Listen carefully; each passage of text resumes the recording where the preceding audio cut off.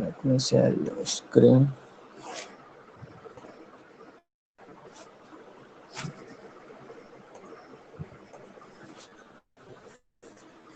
Okay, in the last lecture we have seen about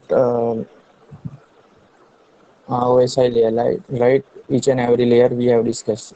Okay, today we are going to see about TCP/IP reference model, or we can say Internet Protocol Stack layers. Okay, TCP/IP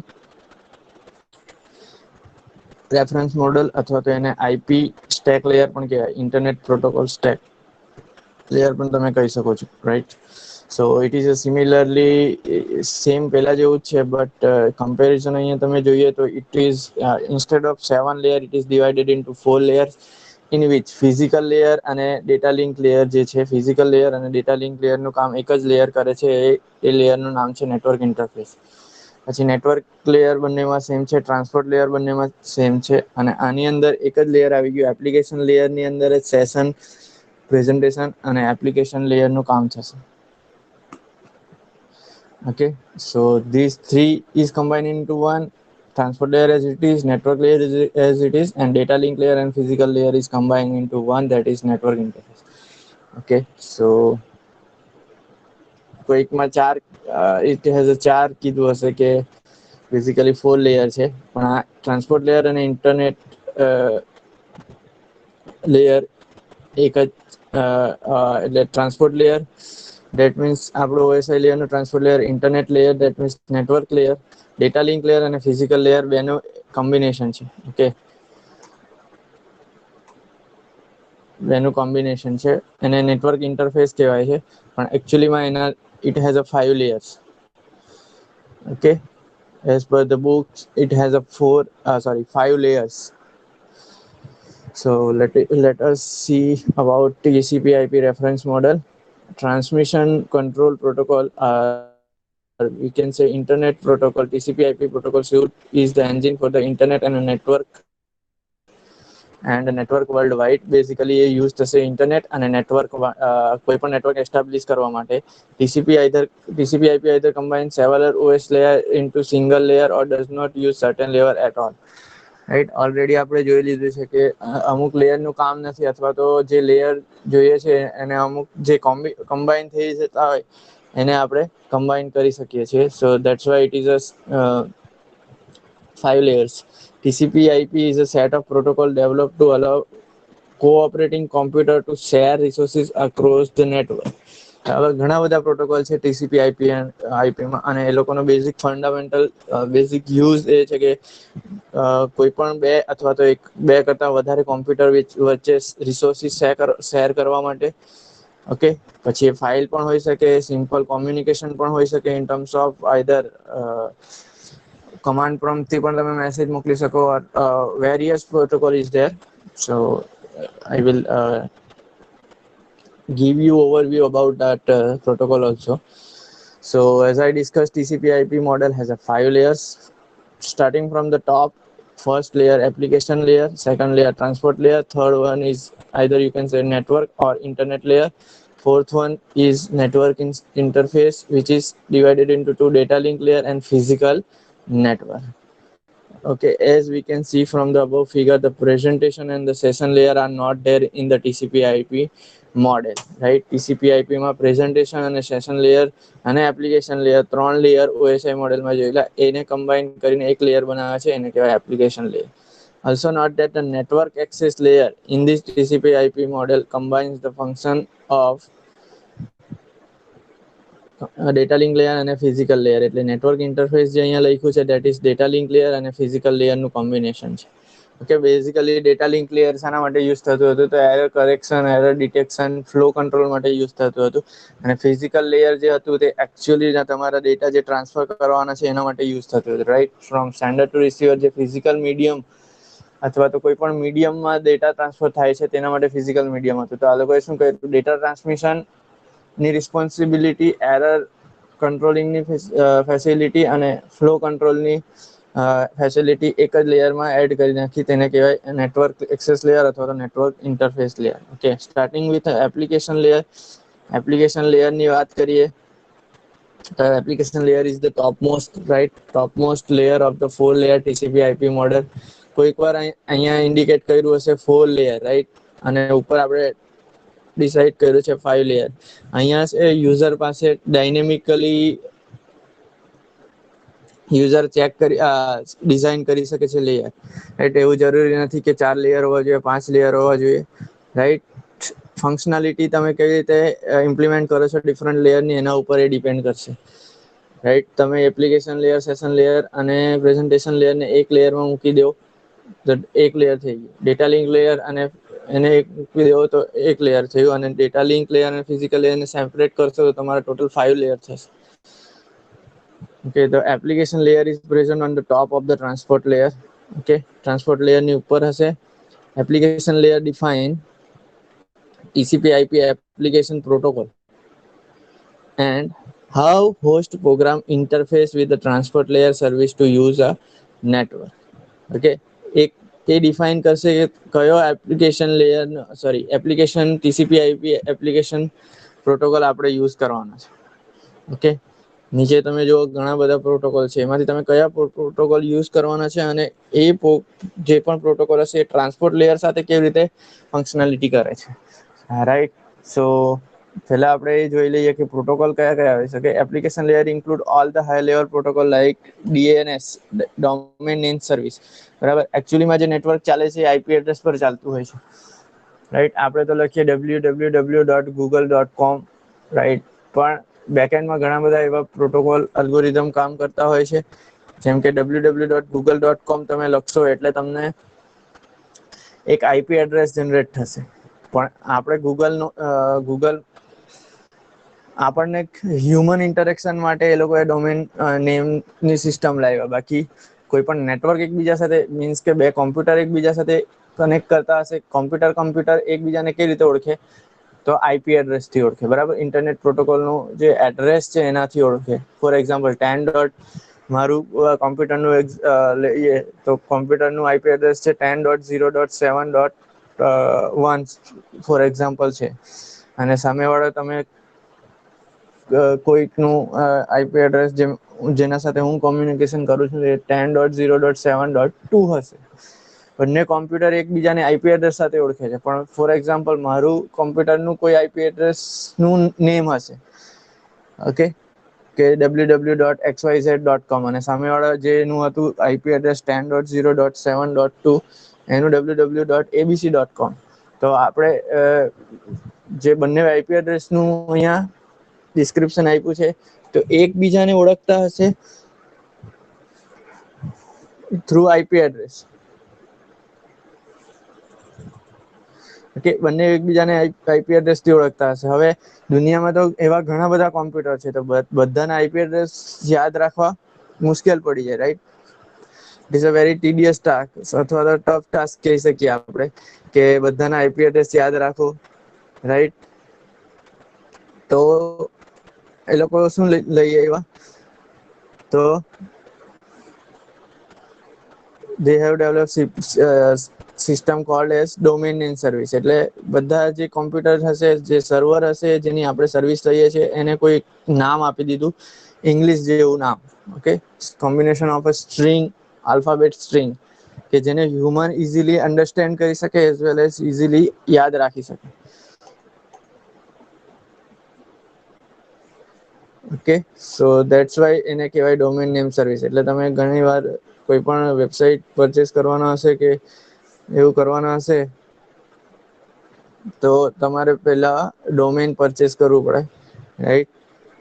તો જ તમારી website બને. Domain હશે તો તમારી website તમે કરી શકો છો ક્રિએટ. ઓકે, ફોર એક્ઝામ્પલ આનું નામ હશે www.xyz.com. એવા તો મારા કદાચ તમને મેડમે ચલાવ્યું હશે, નેટવર્ક લેયર ચાલુ થયું હશે તો, કે એક ક્લાસિફિકેશન જેવું આવે છે, નેટવર્કનું ક્લાસિફિકેશન થયેલું હોય. હવે આની અંદર 10.0.7.1 થી લઈને 256 ટોટલ પોસિબલ, એટલે આ જ લેયરમાં 256 કોમ્પ્યુટર તમે કનેક્ટ કરી શકો. આ થયું તમારું આઈપી એડ્રેસ. કે 10.0.7.1 એ આઈપી એડ્રેસ થયું અને આ જે થયું એ ડોમેનનું નામ થયું. બરાબર. જ્યારે પણ નેટવર્ક એકબીજા સાથે કનેક્ટ કરતું હશે, કોમ્પ્યુટર એકબીજા સાથે કનેક્ટ કરતા હશે, ત્યારે એને આઈપી એડ્રેસ જોઈશે, એને નામથી ખબર નહીં પડે. બરાબર. તમે કોઈ પણ વેબસાઇટ યુઝ કરો, ફોર એક્ઝામ્પલ ગૂગલ, તો ગૂગલ ને પણ પોતાનું આઈપી એડ્રેસ હશે. દેખાય છે અહીંયા લખ્યું છે pinging www.google.com, તો એની બાજુમાં બ્રેકેટમાં એક આઈપી એડ્રેસ આવે છે, રાઈટ. અહીંયા રિપ્લાય ફ્રોમ આવે છે 172.217.160.195, that is the IP address of the Google. Okay. એવા તો ગૂગલના ઘણા બધા સર્વર હશે, તો તમારા સાથે તમે અત્યારે ગૂગલના કયા સર્વર સાથે કનેક્ટ કરો છો, તો એને આઈપી એડ્રેસ પરથી એને ખબર પડશે કે ઓકે, ગૂગલના તમે આ આઈપી એડ્રેસ સાથે કનેક્ટ કરો છો, ગૂગલનું આઈપી એડ્રેસ આ છે. ઓકે. એના પરથી એનું એ પણ ડિસાઇડ થતું હશે લોકેશન, કે આ નંબર આ આઈપી એડ્રેસ મેં ક્યાં ઇન્સ્ટોલ કરેલું છે. Okay. So that is the IP address. આપણે ખાલી જાણીએ ડોમેન નેમ. બેઝિકલી ઘણી બધી વેબસાઇટના ડોમેન નેમ જ ખબર હશે, એનો એકચ્યુઅલ ફિઝિકલ એડ્રેસ આપણે આઈપી એડ્રેસ આપણે યાદ નથી રાખતા. ક્લિયર. સો ડોમેન નેમ સર્વિસ એને કહેવાય. નેક્સ્ટ હાઇપરટેક્સ્ટ ટ્રાન્સફર પ્રોટોકોલ, એ બેઝિકલી કોઈ પણ ફાઇલ અથવા તો ડેટાની એક્સચેન્જ કરવા માટે યુઝ કરીએ આપણે, જે ઇન્ટરનેટમાં યુઝ કરીએ છીએ browser through, that is HTTP છે. Telnet same. ટેલનેટ એટલે બે કોમ્પ્યુટર એકબીજા સાથે વાત કરે, પણ in form of this terminal, અથવા તો કમાન્ડ પ્રોમ્પ્ટ સાથે એકબીજા સાથે કનેક્ટ કરીએ. બરાબર. આપણે જે ટેલનેટમાં કેવું હોય, બે વસ્તુ હોય. એક તો આઈપી એડ્રેસ હશે, IP address, and second thing હશે પોર્ટ નંબર. હવે આપણે કોમ્પ્યુટર એકબીજા સાથે કનેક્ટ કરે છે તેને આઈપી એડ્રેસ કહેવાય. ઓકે. આપણે એક્ઝામ્પલ આપ્યું 10.0.7.1 અને આ છે 10.7.7.2. એ આઈપી એડ્રેસ થયું, એટલે આ બે કોમ્પ્યુટર થઈ ગયા. કોમ્પ્યુટર 1 ધીસ ઇઝ, અને આ કોમ્પ્યુટર 2 છે. પણ હવે આપણે કોમ્પ્યુટર તો ઓળખી દીધા, પણ એની કઈ એપ્લિકેશનમાં આપણે ડેટા જોઈએ છે. ફોર એક્ઝામ્પલ આપણે જીમેલ યુઝ કરતા છે, તો જીમેલનું પોતાનું કોઈ એક આઈડી હશે. આપણે લેપટોપની વાત કરીએ કે મોબાઈલની વાત કરીએ, તો એક જ મોબાઈલની અંદર ઘણી બધી એપ્લિકેશન વર્કિંગ કરતી હશે. વોટ્સએપ ચાલતું હશે, ફેસબુક ચાલતું હશે, નોટપેડ ચાલતું હશે, ઘણી બધી એવી એપ્લિકેશન હશે, કોન્ટેક્ટ, રાઈટ. તો એમાંથી તમે જે સપોઝ બંને side, for example WhatsApp to WhatsApp તમે ડેટા સેન્ડ કરવા માંગો છો, તો બંનેના ફોનની અંદર આને કેવી રીતે ખબર પડે કે આના વોટ્સઅપમાં જ જવું જોઈએ ડેટા, બીજા જેને સેન્ડ કરવાના છે તેના વોટ્સઅપમાં ડેટા જવું જોઈએ. તો વોટ્સઅપ સાથે કોઈ એક નંબર એસોસિએટ થયેલો હશે, એને કહેવાય પોર્ટ નંબર. એટલે આઈપી એડ્રેસ શું આઈડેન્ટિફાઈ કરે, કયું કોમ્પ્યુટર છે તે, અને પોર્ટ નંબર શું આઈડેન્ટિફાઈ કરે કે એ પર્ટિક્યુલર કોમ્પ્યુટરની અંદર કઈ એપ્લિકેશન સાથે તમારે કોમ્યુનિકેશન કરવું છે, એ આઈડેન્ટિફાઈ કરે. ખબર પડે છે? ઓકે. સો બેઝિકલી કોઈ પણ દિવસ તમે કામ કરતા હોય તો મોસ્ટલી આઈપી એડ્રેસ અને પોર્ટ નંબરના કોમ્બિનેશન સાથે વર્કિંગ થતું હોય છે, પણ આપણને એટલી ખબર નથી પડતી. ફોર એક્ઝામ્પલ 10.7.1.1માં વોટ્સએપ, એવું જરૂરી નથી કે કોઈ બી પોર્ટ નંબર ફિક્સ જ હશે. એ તો જ્યારે તમે ઇન્સ્ટોલ કરતા હશે ત્યારે ઓટોમેટિકલી એને અસાઇન થતું હશે, રાઈટ. આપણે એની પરવા નથી કરતા, ઓટોમેટિકલી એને અસાઇન થઈ જતું હશે. અને એ જ એપ્લિકેશન બીજા કોઈ કોમ્પ્યુટરમાં બીજા કોઈ પોર્ટ નંબર પણ હોઈ શકે છે. ઓકે. એટલે જરૂરી નથી બંનેમાં, પણ આપણે જ્યારે કોમ્યુનિકેશન કરીએ છીએ તો બેઝિકલી ડાયરેક્ટ આઈપી એડ્રેસ અને પોર્ટ નંબર સાથે કોમ્યુનિકેશન કરીએ છીએ, પણ આપણને ખબર નથી પડતી કયો પોર્ટ નંબર એકચ્યુઅલીમાં યુઝ થાય છે. હવે સર્વરમાં પણ એ જ રીતે હશે. સર્વરમાં કોઈ પોર્ટ નંબર, સર્વરમાં પણ ઘણા બધા વેબસાઇટ કે એવું કંઈ અપલોડ કરેલું હશે જેની આપણે સર્વિસ લેતા હશે, પણ બેઝિકલી શું થાય કે એક પોર્ટ નંબર અસાઇન થયેલો હશે. એ પોર્ટ નંબર ઉપર જ્યારે રિક્વેસ્ટ આવે તો એને ખબર પડે કે યસ, આ વેબસાઇટ સાથે આપણે કોમ્યુનિકેશન કરવાનું છે, આ પેલા સાથે કોમ્યુનિકેશન કરવાનું છે. ખબર પડી? So that is use of IP address અને પોર્ટ નંબર. આઈપી એડ્રેસ મશીનને આઈડેન્ટિફાય કરે છે અને પોર્ટ નંબર એ મશીનની અંદર કઈ એપ્લિકેશન છે એને આઈડેન્ટિફાય કરે છે. Clear? So that is second protocol HTTP હતું. HTTP માં ઘણીવાર આપણે આઈપી એડ્રેસ યુઝ કરતા હશે, પણ પોર્ટ નંબર પણ એની સાથે એસોસિએટેડ હશે, બરાબર, પણ આપણને ખબર નથી પડતી. એ બધું ઇન્ટરનલી થઈ જતું હશે કે બ્રાઉઝર ટુ બ્રાઉઝર તમે કોમ્યુનિકેશન કરો છો એટલે એને પોર્ટ નંબર એ રીતે અસાઇન થઈ જતો હશે. ટેલનેટ સેમ છે, પણ હાઇપરટેક્સમાં આપણા પાસે યુઝર ઇન્ટરફેસ એટલે કે ગ્રાફિક્સ જેવું મળે છે, જ્યારે ટેલનેટમાં કોમ્યુનિકેશન થતું હોય એક કમાન્ડ પ્રોમ્પ્ટ ઉપર થતું હોય, અથવા તો એને શું કહેવાય, સેલ ઉપર થતું હશે. બરાબર, કમાન્ડ પ્રોમ્પ્ટ એટલે કે બ્લેક સ્ક્રીન જેવી આવે તેના ઉપર કોમ્યુનિકેશન થાય, જ્યારે એચટીટીપીમાં શાનાથી કોમ્યુનિકેશન થાય તો યુઝર ઇન્ટરફેસ એટલે આપણા પાસે ટેક્સ્ટ બોક્સ, બટન, ઇમેજ ને એવું બધું દેખાય, જ્યારે ટેલનેટમાં એવું નથી. ઓકે, જે રીતે તમને કમાન્ડ પ્રોમ્પ્ટ ઉપર બે કોમ્પ્યુટર એકબીજા સાથે કનેક્ટ કરતા હોય, એસએસએચ, ઓકે, એસએસએચ પણ એવું જ છે, secure cell. Okay, secure cell એટલે કોમ્યુનિકેશન જે થાય બે કોમ્પ્યુટર વચ્ચે ઇન્ક્રિપ્ટેડ મેસેજ એની અંદર પાસ થતા હશે. આપણા વોટ્સઅપમાં પણ ઉપર દેખાતું હશે કે તમારું જે કોમ્યુનિકેશન છે એ એન્ડ ટુ એન્ડ ઇન્ક્રિપ્શન થી થાય છે. તો એ એકચ્યુઅલી શું છે, એસએસએચ નો યુઝ કરે છે. ધેટ મીન્સ વોટ, તમે કંઈ પણ મેસેજ તમારા વોટ્સઅપ પરથી જેવો જાય છે અને સામેવાળા ફ્રેન્ડને મોકલાવો છો, એટલે તમારા સિસ્ટમમાંથી જ્યારે નીકળતો હશે ત્યારે વોટ્સએપ એના ઉપર કોઈ અલ્ગોરિધમ એપ્લાય કરીને એને ઇન્ક્રિપ્ટ કરી નાખતો હશે, એટલે ઇન બિટવીન કોઈ બીને તમારો મેસેજ મળે એને ખબર પડે. તમે ઘણી વાર જોયું હશે કે વોટ્સઅપને તમે બેકઅપ લેતા હોય અને એ બેકઅપ લેવા તમારા પાસે કોઈ એ બેકઅપ તમારે લઈ લીધું અને એની જે ફાઇલ છે બીજા કોઈ લેપટોપ કે કોમ્પ્યુટર મોબાઈલ ફોનમાં તમે ઇન્સ્ટોલ કરશો તો તમારા પાસે કી માંગશે, બરાબર, એના સાથે કી એસોસિએટ હશે તો જ એ ચાલે. રાઈટ, મીન્સ કે તમે બેકઅપ લેવો છો એ પણ ઇન્ક્રિપ્ટેડ થાય છે. એ ઇન્ક્રિપ્ટેડ શાના સાથે વડે થતું હોય તો જે મોબાઈલ નંબર રજીસ્ટ્રેશન થયેલો હશે એ વોટ્સઅપ સાથે, તેના સાથે ઇન્ક્રિપ્ટ થતું હોય છે. એટલે એ કોઈ બી જે નંબરનું બેકઅપ હશે તે એ નંબરનો બેકઅપમાં જ ચાલશે. પછી એ બેકઅપ તમે કોઈ બીજા નંબર ટ્રાય કરશો બીજા કોઈ નંબર સાથે તો નહીં થવા દે. Why? Because it is end to end encrypted છે. એટલે સિક્યુર સોકેટ જે છે, secure socket means shell, SSH નું ફૂલ સિક્યોર સેલ છે, એ જે કોમ્યુનિકેશન કરે છે એ ઇન્ક્રિપ્ટેડ ફોર્મમાં કરે છે. FTP simple file transfer protocol માટે યુઝ થશે. ઓકે, કોઈ પણ ફાઇલ તમે એક્સચેન્જ કરવા માંગતા હોય તો એના માટે તમે એફટીપી યુઝ કરી શકો છો. ટીએફટીવી એના જેવું જ છે, trivial file transfer protocol. SNMP simple network management protocol. એસએનએમપીમાં ઘણી બધી ફેસિલિટી છે. ઓકે, સિમ્પલ નેટવર્ક છે પણ મેનેજમેન્ટ બધું કરી નાખતું હશે, રાઉટિંગ થી લઈને neighborhoods and all these things are very simple in this system. Okay, SNMP. SMTP મેલ માટે ટ્રાન્સપોર્ટ કરવા માટે યુઝ થાય છે, બરાબર.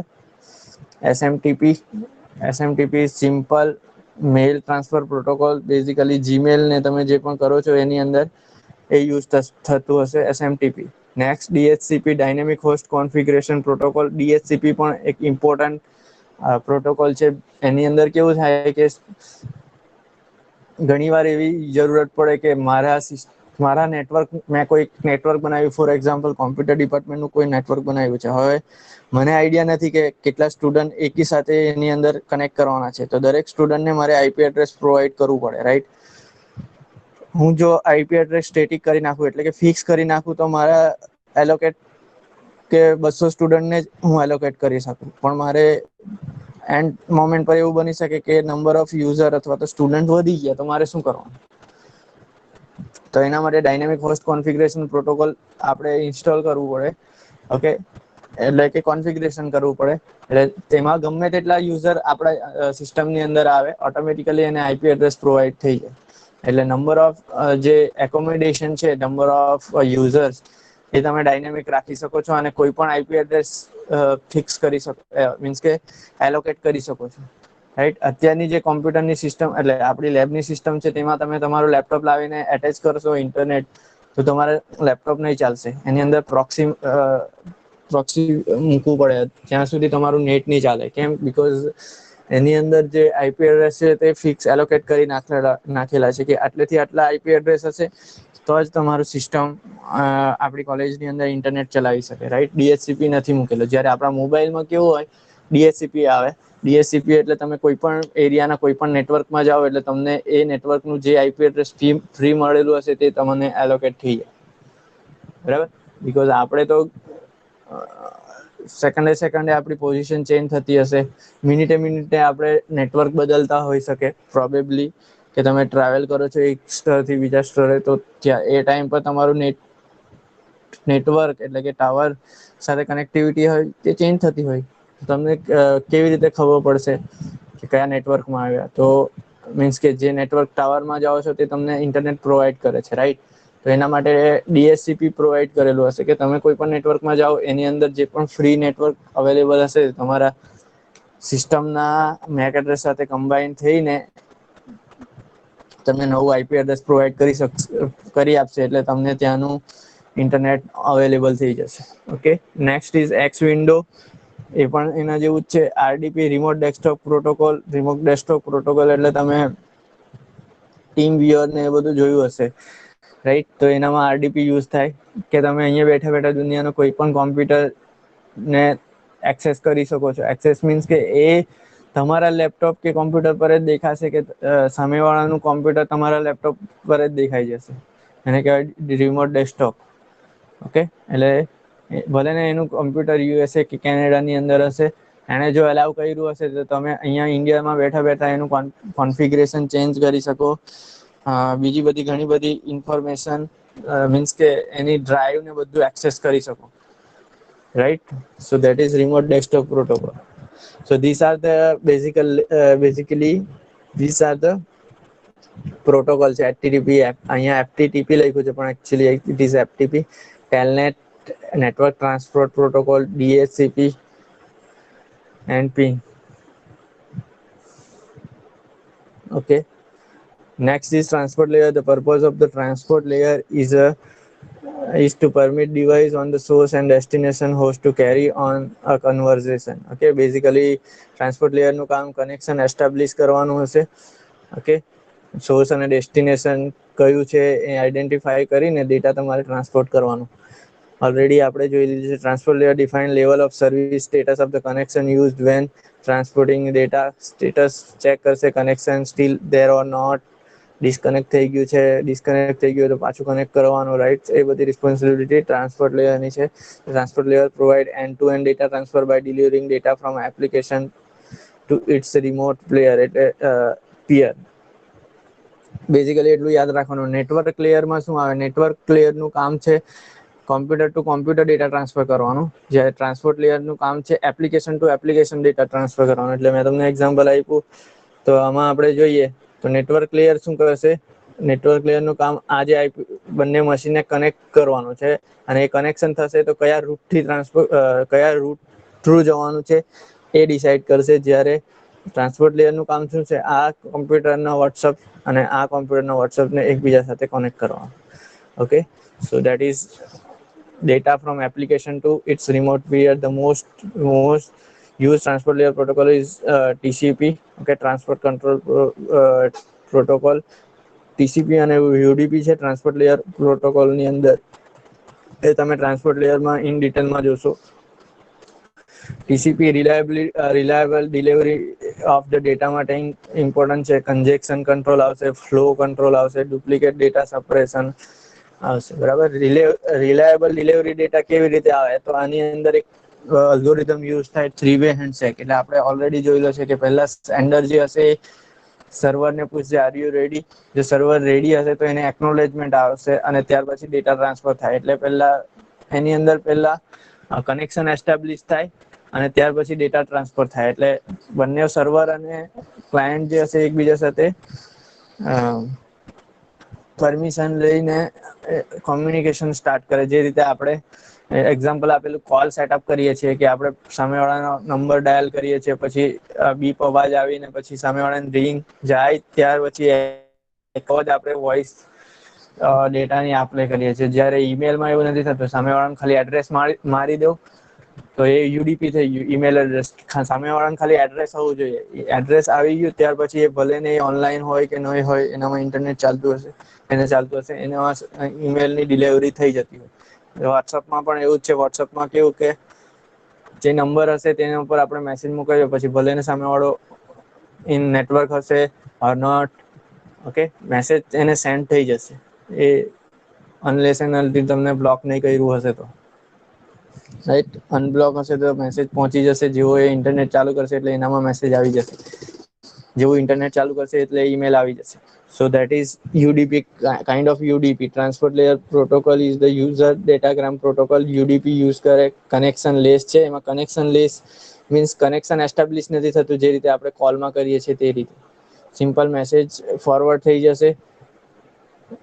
Okay, best effort service. એની અંદર આ બધા સેટઅપની જરૂર નથી પડતી, એટલે જેવું મેસેજ સેન્ડ કરશો એટલે ડાયરેક્ટલી જતી જ રહેશે. અનરિલાયેબલ છે કે ઘણીવાર હોસ્ટ અવેલેબલ નહીં હશે તો મેસેજની ડિલિવરીની પોસિબિલિટી ઘટી જશે. Okay, UDP is used by application that need a fast transfer mechanism and can tolerate a loss of some data. કેવી એપ્લિકેશન કે જેની અંદર લોસ ઓફ સમ ડેટા એલાવ છે તો વાંધો નથી, કે કોઈ ડેટા તમારો લોસ જાય તો પણ વાંધો નહીં હોય, તેવી એપ્લિકેશનની અંદર તમે UDP યુઝ કરી શકો છો. Next is internet layer, network layer. The internet layer, also called the network layer, okay, internet layer તરીકે પણ ઓળખાશે અને નેટવર્ક લેયર તરીકે પણ ઓળખાશે. Internet layer pack data into data packets known as IP datagram.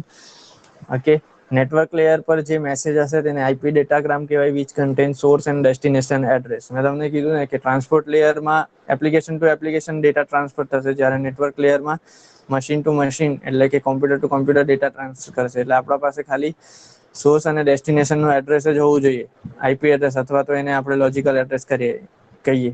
Information that is used to forward the datagram between host and across the network. The internet layer is also responsible for routing of datagrams, કે કયા રૂટથી જશે, કયું router નજીક છે એ router પર જશે. ત્યાર પછી એના પાસે એક ટેબલ હશે કે મારાથી નજીક ક્યાં છે અને ડેસ્ટિનેશન ક્યાં આવેલો છે એ આઈડેન્ટિફાઈ કરશે, અને ત્યાર પછી એ રૂટ ફાઇન્ડ આઉટ કરી અને તમારો ડેટા સેન્ડ કરશે. IP protocol is most important protocol in this layer. બરાબર, જ્યાં સુધી તમારું નેટવર્ક જ નહીં હશે તો ડેટા ટ્રાન્સફરનો સવાલ જ નહીં આવે. That's why it is the most important protocol in this layer. Okay, it is a connectionless protocol that does not assume reliability from lower layer. Okay, કનેક્શનનું જે કામ છે ટ્રાન્સપોર્ટ લેયરનું છે. નેટવર્ક લેયરનું કામ છે કે સોર્સ અને ડેસ્ટિનેશન અવેલેબલ છે કે નથી તેટલું ચેક કરવાનું. કે IP does not provide reliability, flow control and error recovery. એનું તો કામ છે સિમ્પલ સેન્ડ ફોરવર્ડ. પેકેટ આવ્યું હશે તેને ફોરવર્ડ કરવાનું અને ડેસ્ટિનેશન સુધી પહોંચાડવાનું. IP provide a routing functionality that attempt to deliver transmitted message to destination. Okay, same thing. This message unit in IP network are called an IP datagram. Okay, કોઈ પણ message network layer પર આવે એટલે એને કહેવાય IP datagram. Okay, these message unit in an IP network are called IP datagram. Okay, જે પણ routing માટે તમારો મેસેજ આવે છે એને કહેવાય IP datagram. IP, ICMP, IGMP, ARP, ARP. Okay, IP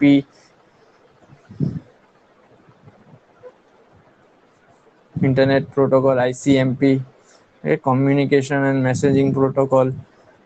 okay, ARP એટલે ARP નેટવર્ક લેયર પર કામ કરે. ARP નું એક્ઝામ્પલ આપી દો, address resolution protocol. Okay, ARP નું ફૂલ ફોર્મ છે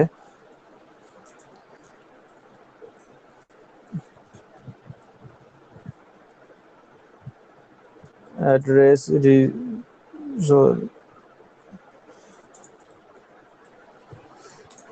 રિઝોલ્યુશન પ્રોટોકોલ એટલે શું? તો કે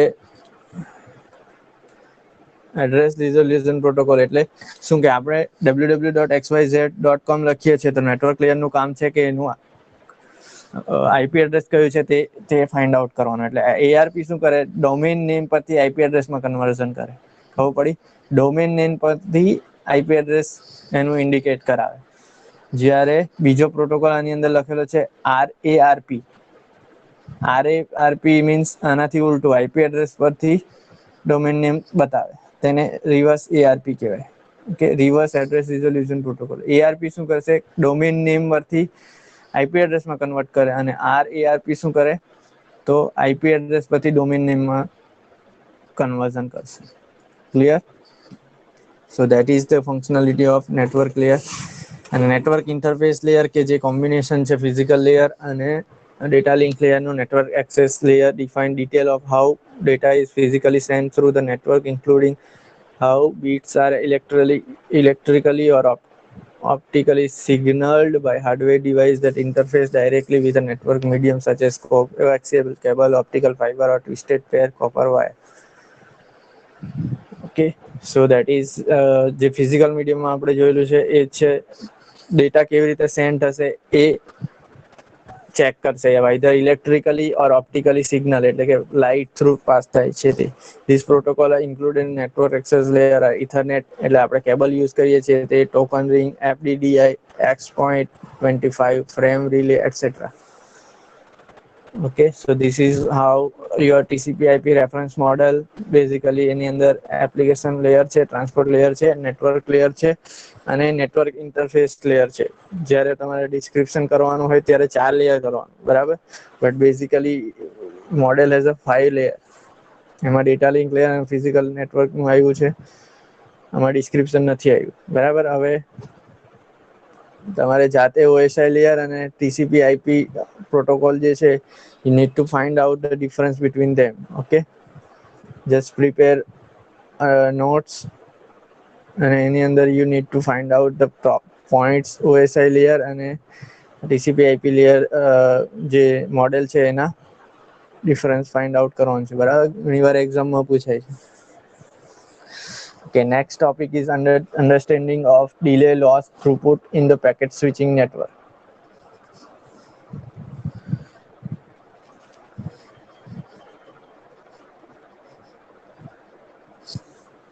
Okay, basic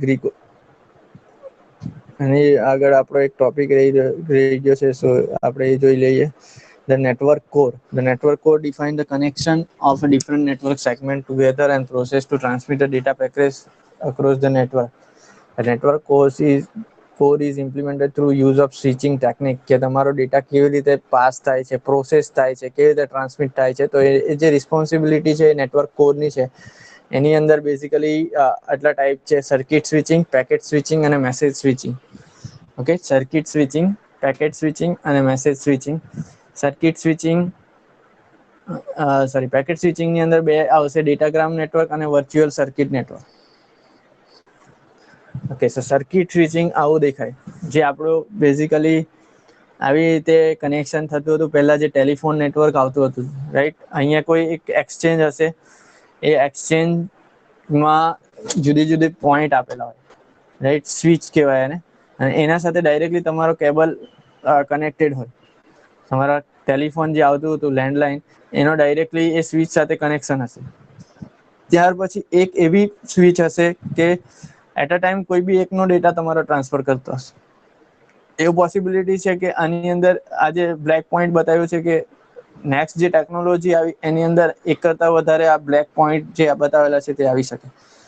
પણ સ્ટાર્ટિંગ કરીએ તો એક એક્સચેન્જમાં ફોર એક્ઝામ્પલ 3 ટેલિફોન છે, તો એટ અ ટાઈમ જ્યારે એક કનેક્શન થતું હશે તો સામેવાળા બીજી કોઈ બી એક્સચેન્જ હશે તેના સાથે એટ અ ટાઈમ એક જ કનેક્શન કરી આપે, બરાબર? બાકી બધા વેઇટ કરવા પડે. એટલે બીજો જો એ ટાઈમે એક કનેક્શન ચાલતું હોય ત્યારે બીજો જો ટ્રાય કરવા જાય તો એને મેસેજ આવતો હતો કે इस रूट की सभी लाइनें व्यस्त है. મીન્સ કે એ બીજો કોઈ યુઝર જે છે એનો એક ફિઝિકલ પાથ બનાવીને એના ઉપર ડેટા ટ્રાન્સફર કરતો હશે, અથવા તો વોઇસ ડેટા ટ્રાન્સમિશન થતા હશે. એટલા માટે બીજા ફોન વેટિંગમાં આવતા હતા, right? Circuit switching is used in a public telephone network and it is the basis for the private network build on leased line. Leased line એટલે કનેક્શન બધા સાથે હશે, પણ એટ ટાઈમ તમારે લીઝ પર લેવું પડે કનેક્શન. That means what? એક ટાઈમ પર એક જ કનેક્શન એની અંદર એસ્ટાબ્લિશ થયેલું હશે, બાકી બધાએ પોતાનો ટર્ન આવે ત્યાં સુધી વેઇટ કરવો પડે. Circuit switching was developed two handle voice traffic also in digital data. Basic એનો યુઝ હતો તે વોઇસ ટ્રાફિક એટલે કે કોલિંગ માટે યુઝ થતું હતું, પણ ઘણી વાર ડેટા માટે પણ ટ્રાન્સફર થતું હતું, રાઈટ? આજથી 5 to 7 years બેક તમે મોબાઈલ પણ યુઝ કરતા હતા, તો આઈધર એક ટાઈમ પે તમારો મોબાઈલ ચાલતો હોય, મીન્સ કે વોઇસ ચાલતો હોય, ક્યાં તો ડેટા ચાલતો હોય, એમાં હાઈએસ્ટ પ્રાયોરિટી મળતી વોઇસને. અત્યારે પણ ઘણી વાર એવું થાય છે કે તમારા પાસે જો 2 સિમ કાર્ડ હશે એક જ ફોનની અંદર, અને એક સિમ કાર્ડ પર ઇન્ટરનેટ ચાલતું હશે અને બીજામાં કોલિંગ સિસ્ટમ ચાલતું હોય, તો જ્યારે કોલ આવે છે ત્યારે બીજા જે સિસ્ટમ હશે, બીજો જે સિમ કાર્ડ હશે એનું નેટવર્ક જતી રહે છે, રાઈટ. તો પહેલા કેવું હતું કે એક જ ચેનલ હતી વોઇસ, કાં તો તમે ડેટા યુઝ કરી શકો. જેવો વોઇસ કોલ આવે એવો ડેટા ડિસ્કનેક્ટ થઈ જતું, અને વોઇસ કોલ ડિસ્કનેક્ટ થાય ત્યાર પછી તમે ડેટા યુઝ કરી શકતા, right. So that is called as lease line. With circuit switching, a dedicated path is established between two stations for the communication. એટલે તમે ઇલેક્ટ્રિક સર્કિટ જે એક બની ગઈ સ્વિચ, એની અંદર આ જો કનેક્શન સસ્ટેબલ થઈ ગયું હોય, રાઈટ. આ ટાઈમે જો આ યુઝર, તમે ફોર એક્ઝામ્પલ આનું અહીંયા છપવાનું રહી ગયું છે એ, આ ટેલિફોન એ છે અને ડી સાથે કનેક્શન કરવું છે, પણ એ ટાઈમે ઇફ ઈ ઇઝ વર્કિંગ અને એ કોઈ બીજા સાથે કામ કરતો હશે કે ઈ અને જી નું કનેક્શન થયેલું હશે અહીંયાથી અહીંયા થ્રુ, તો ડી ને એ સાઈડમાં કનેક્શન નહીં થઈ શકે. અને એ માટે એ કેવું હશે કે ડી જે યુઝર છે અત્યારે બીઝી છે, પણ એકચ્યુઅલી આ એક્સચેન્જ જે છે, આ સ્વિચનો યુઝ કોણ કરતું હોય? ઈ કરતું હોય, right. So that is the example કે અહીંયા જો તમારે કમ્યુનિકેશન કરવું હોય એ અને ડી સાથે, તો આ કમ્પ્લીટ સ્વિચિંગ, એટલે કે આખી સર્કિટ બનેલી હોવી જોઈએ, સ્વિચિંગ સર્કિટ. આ બધી સર્કિટ ક્લોઝ હશે તો જ તમે કોમ્યુનિકેશન કરી શકશો. Switching and transmission resource within a network are reserve for exclusive use for of the circuit for the duration of the connection. અને જ્યાં સુધી બંને એકબીજાને ડિસ્કનેક્ટ નહીં કરે ને ત્યાં સુધી એ રિલીઝ નહીં થાય સ્વિચ, અને બીજાને ત્યાં સુધી એવું જ બતાવ્યા કરે કે ઇસ રૂટ કી સભી લાઇને વ્યસ્ત છે. વાય? બીકોઝ આને ડિસ્કનેક્ટ જ નથી કર્યું. Okay. Switching and transmission resources within the network are reserved for the exclusive use of the circuit for the duration of the connection. This connection is transparent. Once it is established, it appears to attach the device if there were a direct connection. Okay. Direct connection means કે આપણે એક એવું assume કરી નાખવાનું કે આ એ થી D લઈને એક વાયર જ બેઠો જોડાઈ ગયેલો છે, જે રીતે આપણા ઘરની અંદર ઇલેક્ટ્રિસિટી લાઇટ સાથે કનેક્ટ કરેલું હશે તે રીતનું, કે ડાયરેક્ટલી સ્વિચ છે એના સાથે ડાયરેક્ટલી તમારો ડિવાઇસ કનેક્ટેડ થઈ ગયેલું હશે. Communication via circuit switching ઇન્વોલ્વ્સ 3 phase circuit establishment, data transfer and circuit disconnect. એટલે મેં તમને આ આગળ પણ એક્ઝામ્પલ આપેલું કે એ અને બી, અહીંયા બી નું એક્ઝામ્પલ આપેલું છે કે એ અને બી કનેક્શન કરવાના છે, તો આ પહેલા પૂછશે આર યુ ફ્રી, તો બી એનો જવાબ આપશે કે હા મેં ફ્રી છું. આ સેકન્ડ ગ્રીન લાઈન જે બતાવે છે, ત્યાર પછી તમારો એકચ્યુઅલ ડેટા ટ્રાન્સફર થશે, અને જેવો બીએ કીધું ચાલો બધો ડેટા આવી ગયો છે, તે જે ડેટા ટ્રાન્સફર કર્યો છે આઈ હેવ સક્સેસફુલી રિસીવ, અને ત્યાર પછી બી મેસેજ કરશે કે નાવ યુ કેન ડિસ્કનેક્ટ, એટલે બંને ડિસ્કનેક્ટ કરે. આપણે બી ફોન પર વાત કરતા હોય તો હા કેમ છો ને બધી વાત કરી નાખીએ, પછી કે ઓકે બાય, એવું બાય કરે છે એટલે તમે ડાયરેક્ટલી ડિસ્કનેક્ટ કરી શકો. તો એવું જ રીતે આની અંદર પણ આવશે કે આ રિસ્પોન્સ આવે, આ મેસેજ કરે હેલો, તો આ રિસ્પોન્સ આવવો જોઈએ કે હાય, રાઈટ. હેલો હાય થઈ ગયું, દેટ મીન્સ બંને એકબીજા સાથે કનેક્ટ થઈ ગયા છે. ત્યાર પછી આપણે બધી વાત કરીએ અને ધેન ઓકે બાય થી ડિસ્કનેક્ટ કરીએ છીએ. એ જ રીતે આની અંદર સર્કિટ સ્વિચિંગમાં પણ 3 ફેઝ આવશે. પહેલા રિક્વેસ્ટ કરે, ઓકે, એને કહેવાય કનેક્શન એસ્ટાબ્લિશ. આ કનેક્શન થઈ ગયું, ધેન ડેટા ટ્રાન્સફર થઈ ગયું, અને ત્યાર પછી આપણે ડિસ્કનેક્ટ કરીએ. તો આટલો જે આ બધો એક ટાઈમ ડ્યુરેશન હશે. રિક્વેસ્ટ કરવાનો ટાઈમ ડ્યુરેશન હશે, રિસ્પોન્સ આપવાનો ટાઈમ ડ્યુરેશન હશે, ડેટાનો ટાઈમ ડ્યુરેશન હશે, ડિસ્કનેક્ટનો ટાઈમ હશે, અને આખો એક ટાઈમ ડ્યુરેશન હશે, રાઈટ. આપણે અત્યારે ફોન પર વાત કરતા હોય ત્યારે પણ એવું જ થાય. ડેટા એટલે કે એનું ડ્યુરેશન બતાવે કે તમે આટલી સેકન્ડ અથવા તો આટલી મિનિટ અને આટલી સેકન્ડ વાત કરી, રાઈટ. સો પહેલા શું હોવું જોઈએ? Connection path must be established before transmission began. Node must have a switching capacity and channel capacity to establish a connection. Okay. પહેલા જે ડેટા ટ્રાન્સમિશન થાય તે પહેલા કનેક્શન બની જવું જોઈએ. આપણે કોલ ઉપર વાત કરીએ તે પહેલા આપણે નંબર ડાયલ કરીએ છીએ, અને ત્યાર પછી જો સામેવાળાનો મોબાઈલ ઓન હશે, નેટવર્ક આવતું હશે, તો જ આપણે વાત કરી શકીએ, રાઈટ. તો જ તમારું ડેટા ટ્રાન્સમિશન સ્ટાર્ટ થશે. એટલે કે વાત કરવા માટે સ્વિચિંગ કેપેસિટી એટલે આ તમને કીધું ને એ રીતનું સ્વિચ અને પોતાની કેપેસિટી હોવી જોઈએ, બરાબર. કેપેસિટી નહીં હોય અને જેટલા અવેલેબલ હશે એના કરતા યુઝર વધી ગયા તો કનેક્શન નહીં થાય. તમે પણ ઘણી વાર જોયું હશે કે ભીડભાડ વાળી જગ્યામાં જાઓ, ભલે તમારા મોબાઈલમાં નેટવર્ક હશે તો પણ સામેવાળાને કનેક્ટ નહીં થવા દે, અથવા તો કદાચ ચાલુમાં પણ ડિસ્કનેક્ટ થઈ જાય. એનું રીઝન છે કે કોઈ પણ એક નેટવર્ક અથવા ટાવર હશે એની અંદર ફિક્સ આપેલું હશે કે આટલા નંબર ઓફ યુઝર જ કનેક્ટ થઈ શકે, એનાથી વધી જશે તો બીજાએ વેઇટ કરવું પડે જ્યાં સુધી પહેલા જે ઓલરેડી ઇન કોમ્યુનિકેશનમાં છે જ્યાં સુધી ડિસ્કનેક્ટ નહીં કરે છે ત્યાં સુધી તમારે વેઇટ કરવું પડે. એટલે ભલે તમારે નેટવર્ક આવતો હશે, સામેવાળાનો પણ નેટવર્ક આવતો હશે, બટ તમે કનેક્શન નહીં કરી શકશો. Why? Because you need to wait. કે કેપેસિટી જે છે એના કરતા યુઝર વધી ગયા છે, બરાબર.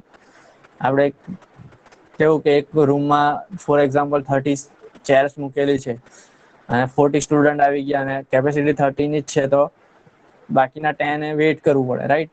એવું જ છે આની અંદર. Circuit switching is inefficient because channel capacity dedicated for a duration of the connection. Okay, કે ચેનલની કેપેસિટી ફિક્સ થઈ ગયા. આની અંદર ફિગરની અંદર એક્ઝામ્પલ આપીએ તો એક ટાઈમ પર એક જ યુઝર કનેક્ટ થશે, બાકી બે વેઇટ કર્યા કરવું પડે. અને જ્યાં સુધી આ ડિસ્કનેક્ટ નહીં કરશે ત્યાં સુધી એને વેઇટ કરવું પડે, રાઈટ? સો એટલે વેઇટિંગ ટાઈમ વધી જાય અને if no data capacity is wasted. કોઈ ડેટા જ નહીં હશે તો બી તમારું એ ચાલુ રહેશે, રાઈટ? સ્વિચ ચાલુ રહેશે.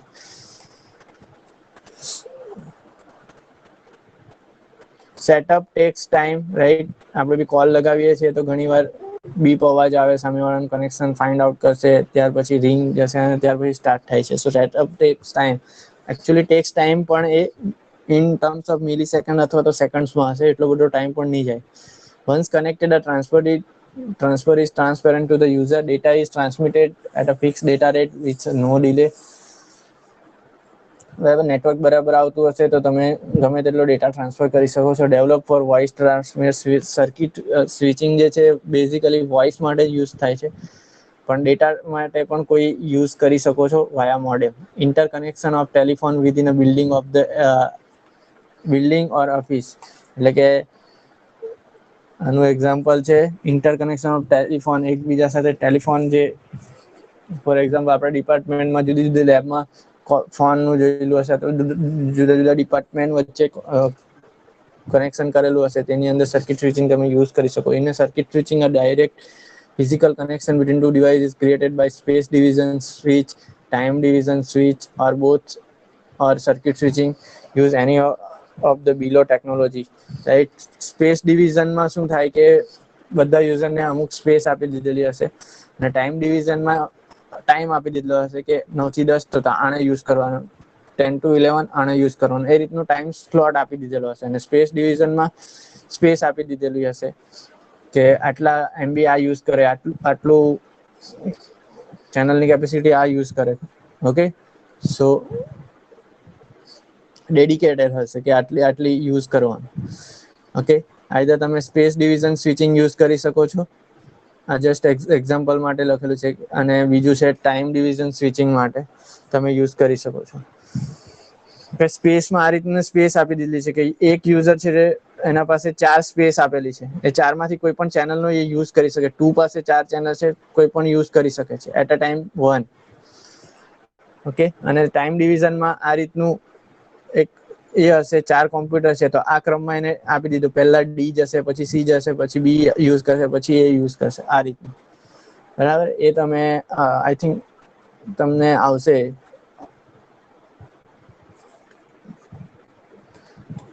ઓકે, પેકેટ સ્વિચિંગ અને મેસેજ સ્વિચિંગ આપણે નેક્સ્ટ લેક્ચરમાં જોઈશું. Okay, till then if any doubt you can ask.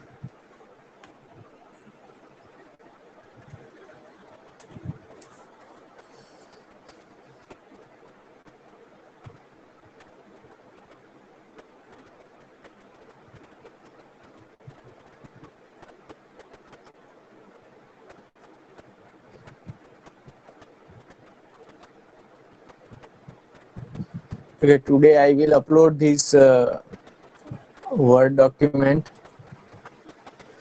in this folder. CN folder જે તમને શેર કરેલું છે જ્યાં તમે તમારા પ્રેક્ટિકલનું અપલોડ કરો છો ત્યાં